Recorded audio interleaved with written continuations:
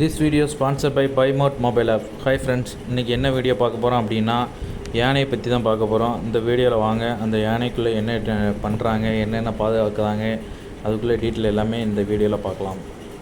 மிரட்டும் வகையில் உருவம், சத்தம் கொடுத்தால் எதிரில் இருப்பவர் அஞ்சி நடுங்குவர், துதிக்கையை ஓங்கினால் அவ்வளவு பலம், அத்தனையையும் தன்னுள்ளே வைத்துக்கொண்டு பாகனிடம் கொஞ்சி கொஞ்சி பேசுகிறாள் ஸ்ரீரங்கம் கோவில் யானை ஆண்டாள்.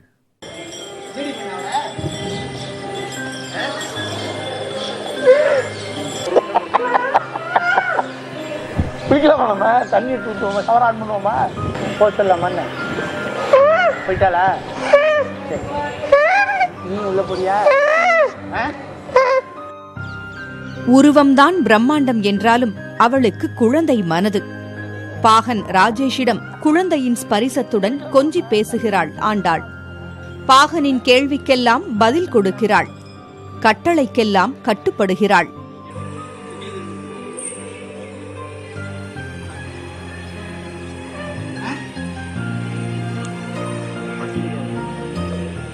இதை எங்கள் கோயிலை பொறுத்த வரைக்கும் யானையை ஒரு அக்ரிணை பொருளாகவே நாங்கள் பேச மாட்டோம். யார்கிட்ட போய் கேட்டிங்கனாலும், கோவில் ஊழியராக இருக்கட்டும், பொதுமக்களாக இருக்கட்டும், ஸ்ரீரங்கம் பக்தர்களாக இருக்கட்டும், ஆண்டாள் என்ன பண்ணுறா, ஆண்டாள் எப்படி இருக்கா அப்படின்னு இவ்வளோ ஒரு உயர்திணை பொருளாகவே நம்ம மதித்து வந்ததுனால, இது இந்த யானையோட ஸ்பெஷல் என்னன்னு கேட்டிங்கன்னா, ரொம்ப ஒழுக்கமாக நடந்துக்குவா. தேவையில்லாமல் எந்தவித பிரச்சனையும் இவள்கிட்ட இருக்காது. தன்னோட வேலைகளை நல்லா புரிஞ்சுக்கிட்ட யானை.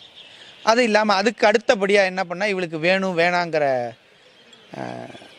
அந்த சொற்றொடரை நான் புரிஞ்சுக்க ஆரம்பித்தேன். இவளோட ஒரு பாவமும் எனக்கு புரிய ஆரம்பித்ததுனால அப்படியே நான் பேச்சு கொடுத்தது தான் இந்த இப்போ யானை அந்த பேசுதுன்னு வைரலான வீடியோ.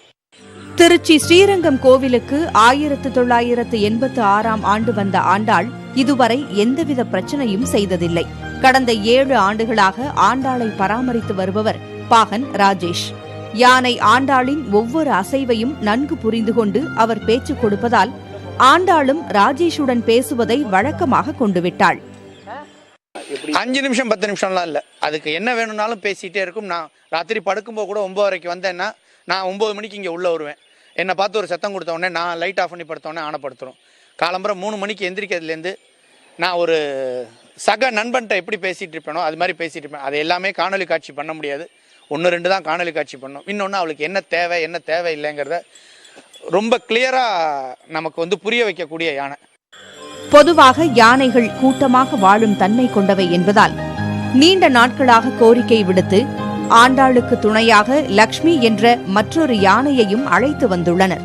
கோவில் பணிகளை தவிர பாகனுடன் பேசுவதை மட்டுமே வழக்கமாக கொண்டிருந்த ஆண்டாள் தற்போது லக்ஷ்மி யானையிடம் அன்பாக பழகி விளையாடத் தொடங்கிவிட்டாள்.